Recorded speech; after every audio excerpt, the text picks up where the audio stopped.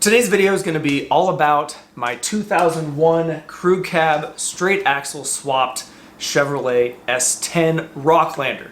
Now some of you might ask, what is a Rocklander? Now we got Rock Crawler here and we got Overlander here. I really like camping and driving on forest roads and living off the grid, but I also really like rock crawling.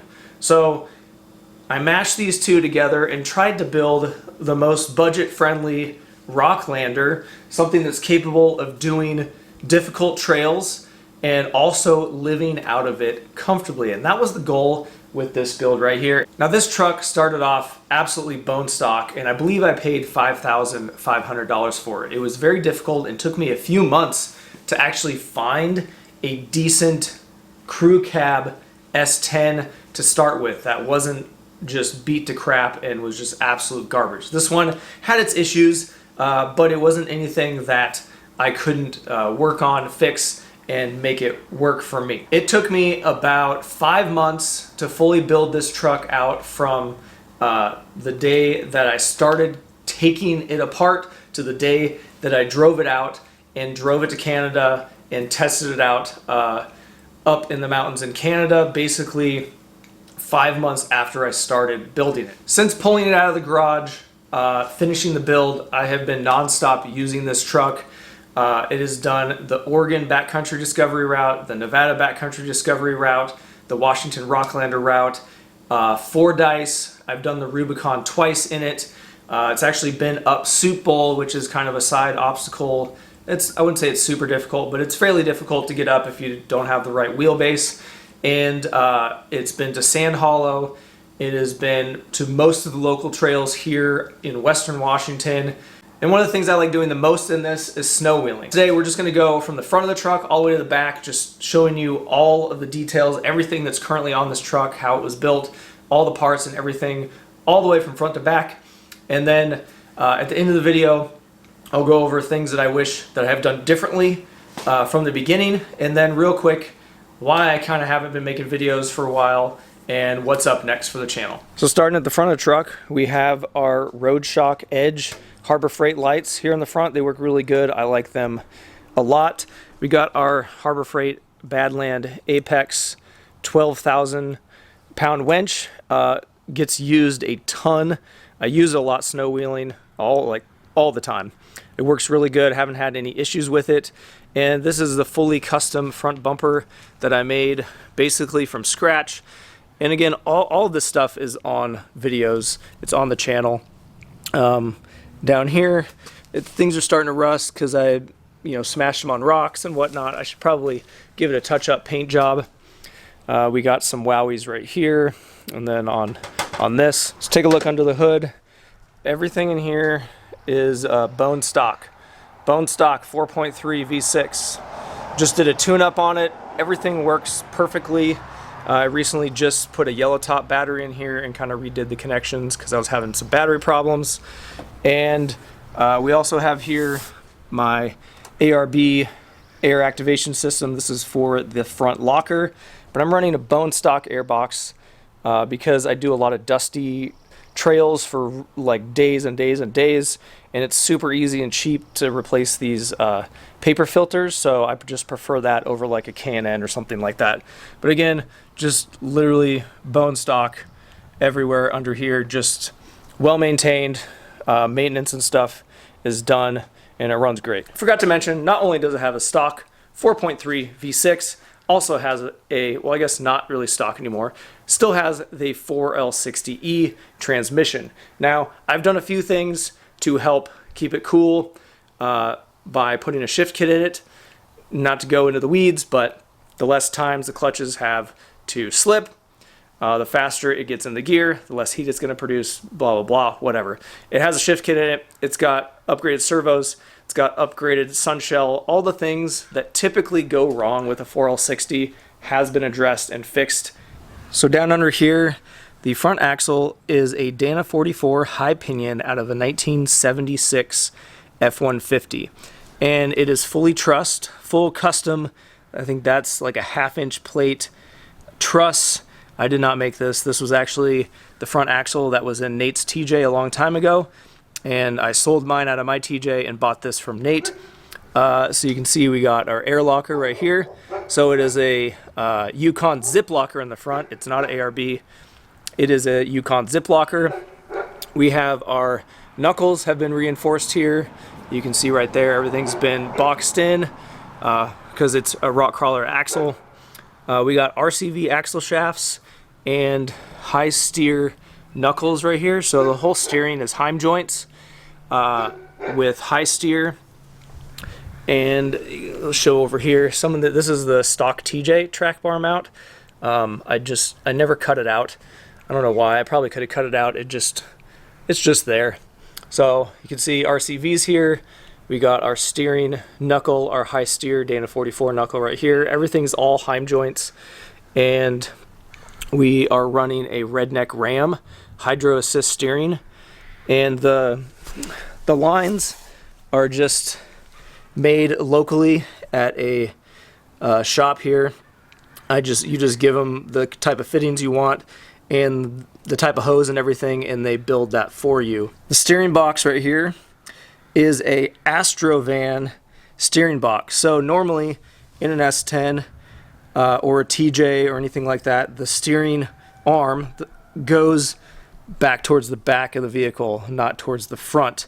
But with the configuration here, you can see that, there's only like 4 inches between the track bar and this. There's no way that the steering could be back there. The steering angle is not super great. So this is in front of all my steering here. Everything is parallel as far as this way, but the steering box, the steering arm sticks out in front.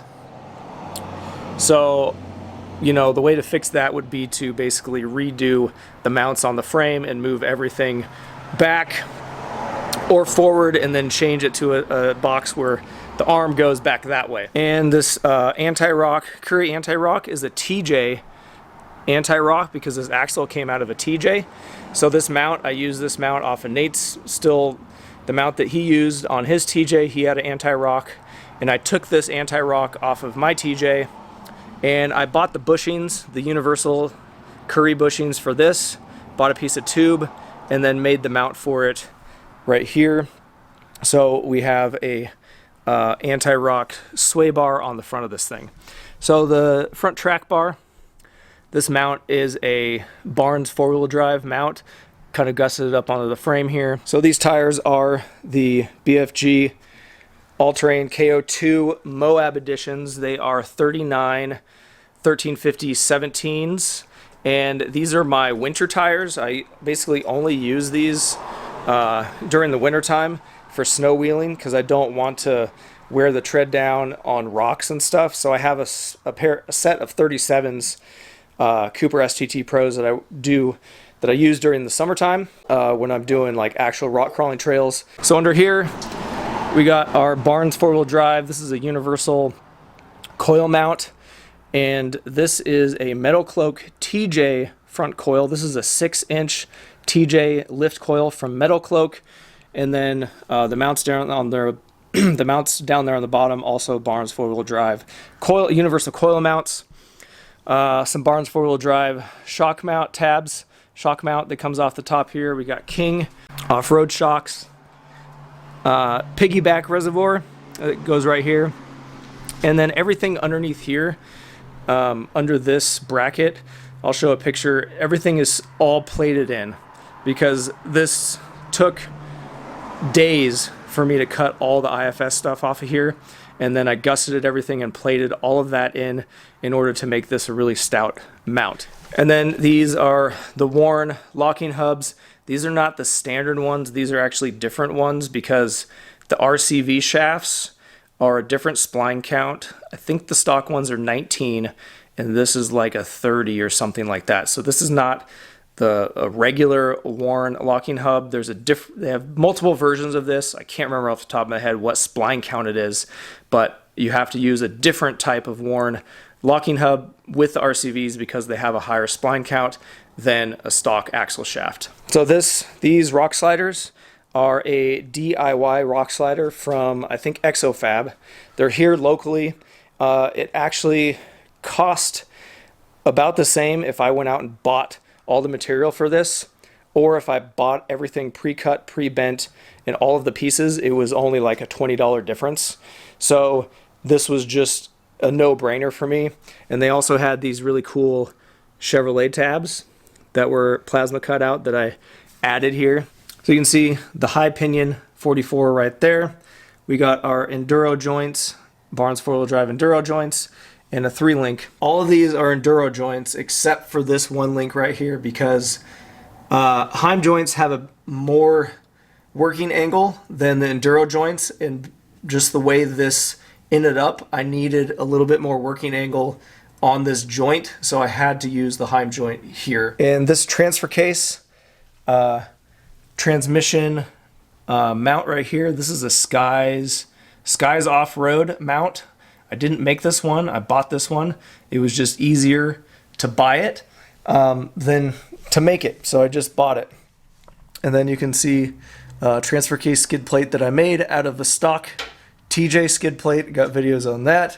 And while we're on the ground here, we got a one-piece drive shaft, which I have dented and had retubed twice. Well, I've dented it 3 times, retubed twice.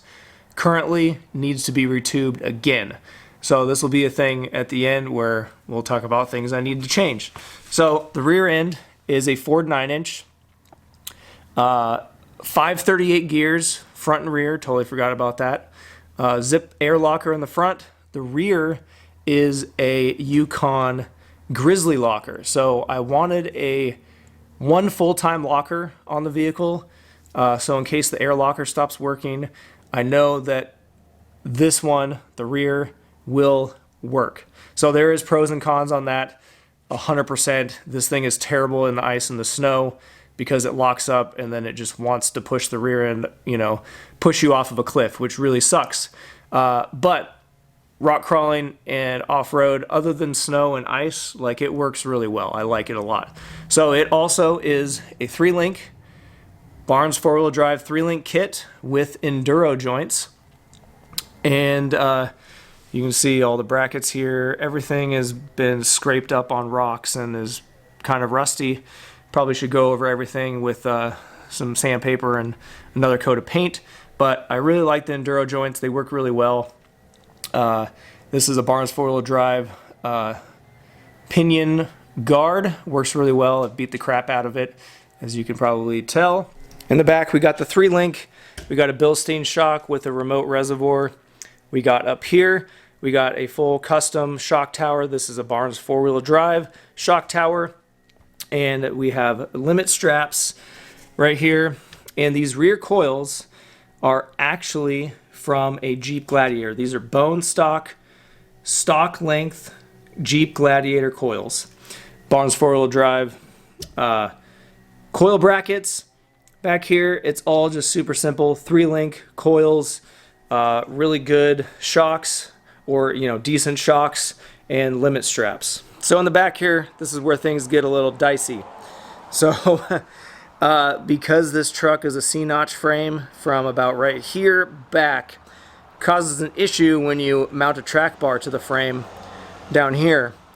All that force going through the C-channel frame, not good, and you will break your frame in half.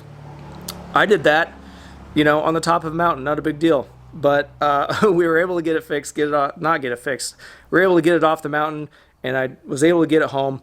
I have multiple videos covering the repair of the frame, the redoing of the track bar on the axle side, and then also on the frame side right here, reinforcing the frame, and then building this kind of nifty crossbar that goes across here, goes across from frame side to frame side, and then from the bar here over to my track bar mount right here. That just totally reinforces everything all together, makes it work all super nice together. Again, you can see my 3-link mount right here. We got disc brake converted 9-inch videos on that from years ago, and our shocks right there. Again, you can get a better view of our JT coils back here. And these things ride so good. I love the way the back of this thing rides. It's pretty awesome. So back here we got a little Rubicon Wowie right here and right here. Of course, it's the Trail Boss edition that I made up because that doesn't exist on a S10. This is the Barnes 4-wheel drive Axis bed rack. Now this thing stock has like I think two more. So this would be up about here normally, and that would put the rooftop tent like way too high for this. So I ended up modifying this rack and chopping it down and making it basically, it's still a little bit, you know, like 2 inches higher than the roof, but it makes it look a lot better, and I just don't want that thing way up high. I just don't like it up there. So this is the full Tepui 2-person rooftop tent. It's great as a 1-person coffin. Me and my 10-year-old son, nope, not my 10-year-old, I'm confused. My 12-year-old son, me and my 12-year-old son fit in this. I took him on the Rubicon and we both lived in this for like 3 days, and it was fine. It's a little cramped, but it does work. Also back here, I do have a fire extinguisher that I always have back here. These are my Harbor Freight storage bins. Again, this is exactly how I brought it back from the trail. So we got our storage bins here, tools. I did bring a spare, a buddy heater, propane fire pit. This ammo can has a bunch of fluids, brake fluid, transmission fluid, power steering fluid, stuff like that. I do have 2.5 gallons of gas. This is also a Barnes 4-wheel drive propane mount. So this is I think it's a 5-pound propane tank. I use this quite frequently. Works really well.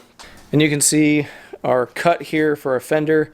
We had to cut out a real big, nice big cut here for the fender. That took me quite a while to do that one.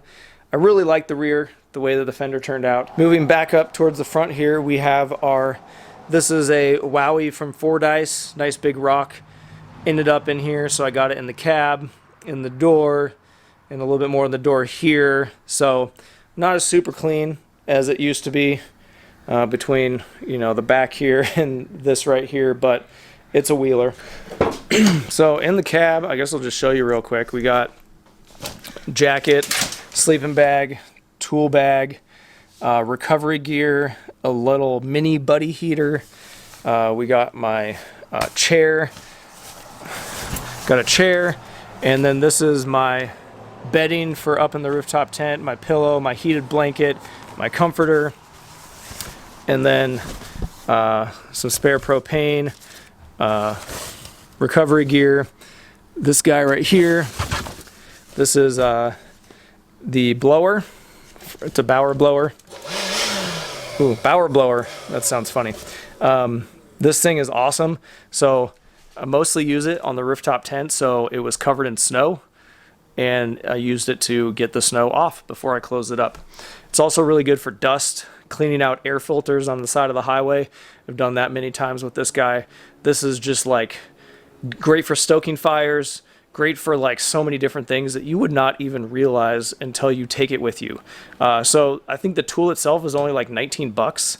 Obviously the batteries are the investment. So if you got a Milwaukee or any kind of brand battery and they make these little blowers, they're probably like 20, 30 bucks. I would invest in it. And then over on this side, we have, push this out of the way, our Morflate. We got our 4-hose air inflator deflator, our Morflate air compressor, the Twin 6 air compressor, fills up all 439s. I mean, fairly quickly, considering the 39s.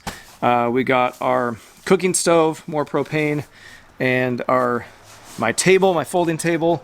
I got some gloves and some, oil spill kit stuff in the pocket here, and also in here. If you know, the keys to the bathroom are back here behind the seat. That's one of the most important things when you're off-roading for days at a time. Keys to the bathroom, real important. So right here, I always have my soft shackle right here right next to me in the door because I use this one constantly. Now in here I usually have 2 pairs of gloves, one regular pair of gloves, and then these Hardy cold weather gloves. So they're rubbery on this side and thick and warm on this side. I use these all the time in snow wheeling. If I'm using my recovery tools, I'm outside working on stuff, I use these gloves. They're really great. One of the coolest things, in my opinion, in this truck is I was able to get this manual 4-wheel drive shifter to work on this truck. Now this is a Journeys off-road manual 4-wheel drive conversion. They usually use them for Astrovans. Same when they convert Astrovans from all-wheel drive to 4-wheel drive, they use the S10, these MP231C transfer cases, and they convert them with this manual stick shift lever. And I just really like it. It works really well. I haven't really had any issues with it. I would have liked, eventually I want to cut it down a little bit shorter, put a kind of a cooler Chevy type knob on the top here. But again, I just been using the crap out of this truck for almost 2 years, and I just didn't find the time to do it. So I have an aux beam switch panel that has my front locker on it, has my air, has my rear lights, and then my 2 high and low beam Harbor Freight lights, and just basic double din stereo right there, nothing special. Couple of things that I wish I would have done differently. The main thing is these front fenders right here. Is I basically had one day to get the front suspension dialed in and trim the fenders because my plan was to go to Easter Jeep Safari 2023, and I just couldn't make it. I had problems with my power steering, hydro assist, and all that stuff. It was leaking, and so I just wasn't able to make it work, but I should have spent way more time cutting these front fenders. The other thing I need to do is I need to build a rear bumper. I've been lazy. I have all of the parts. I literally laid them out on the floor right here. I have the tube. I have everything I need to build this rear bumper. I just need to do it, just haven't done it. And then the other thing is these front coils. So I guess I kind of want your opinion on this as well. So the front coils are TJ coils, right? So the problem with that is I weighed this truck and it weighs 5440 or 5540. I'll have to throw the picture up. A TJ weighs under 4,000 pounds normally. So this thing definitely rides in the front like it doesn't have enough spring. 100%. It's too soft. The TJ springs are not enough. So my idea is the JT springs in the rear are absolutely perfect. I absolutely love them. I have the front set as well. So I'm going to take the front springs out, these TJ ones, throw the stock JT coil springs in the front, see if they fit, see if they work in the configuration that I have, and then depending on how much extra lift I need, I might need a 3-inch lift JT spring, 4-inch lift, 5. I don't know. That's going to be my baseline. I'm going to throw the stalkers in, see how much of a lift to bring it back up to where it is right now. It's actually sagging in the front. These springs are only less than a year old. I replaced these already once with different ones, and they're sagging a little bit already. They hit the bump stops super easily, and it's just not enough coil for the weight of this truck. And I know a lot of the weight's in the axles, I get that, but still it weighs more than a TJ coil spring, in my opinion, is going to handle. Leave down in the comments what other coil springs you might recommend. WJ coil springs I was thinking of, but also a WJ coil. A WJ itself doesn't weigh much more than a TJ. It weighs more, but not much more. So I think the JT spring is the way to go. They're very common, easy to find. That's what I'm looking for here. And so I think that's what I'm going to go with. So if you have any questions about the truck, leave it down in the comments. I'll try and respond and answer any questions that people have about the truck. I am going to be going to Easter Jeep Safari. That's the plan this year. We're going to be driving down. I drive this thing everywhere. We're going to be driving down, going to Easter Jeep Safari. I'll be there for most of the week. and then coming back up. But before I do that, I got to do the bumper. Also, I totally forgot, this one-piece drive shaft has got to go. So the first thing I'm going to be doing before Easter Jeep Safari is I'm going to be measuring for a two-piece drive shaft. So as far as not making videos, basically guys, I just got burnt out. I made videos almost weekly for 3 years. This is just a part-time thing I do for fun, and it kind of became not really fun anymore because making these videos is just so much work, and I just got burnt out. I think I made 240 videos in the last couple years, and it just took a lot out of me, made it not fun anymore. After I got done with this one, I had a lot of big plans and was trying to do a lot of things, and I just been enjoying the truck. The other thing, I got a PlayStation 5. I won't lie to you guys, bought a PlayStation 5, and I've just been enjoying video games again, and I also started lifting weights very seriously again, like I used to a long time ago, and I just got back into it. So I just been lifting weights, playing PlayStation 5, and just enjoying the truck as it is right now. If I'm going to be doing bumpers, two-piece drive shafts, onboard batteries, all that stuff, when I start upgrading, doing things actually to the S10, it's not just maintenance and stuff to just make videos, I'll share them with you guys. So there'll just be a lot less videos. This truck was built with Barnes four-wheel drive parts, the whole thing, guys. And get 10% off. Use the code in the link in the description to get 10% off your purchase. Anyways, we'll see you guys in the next video.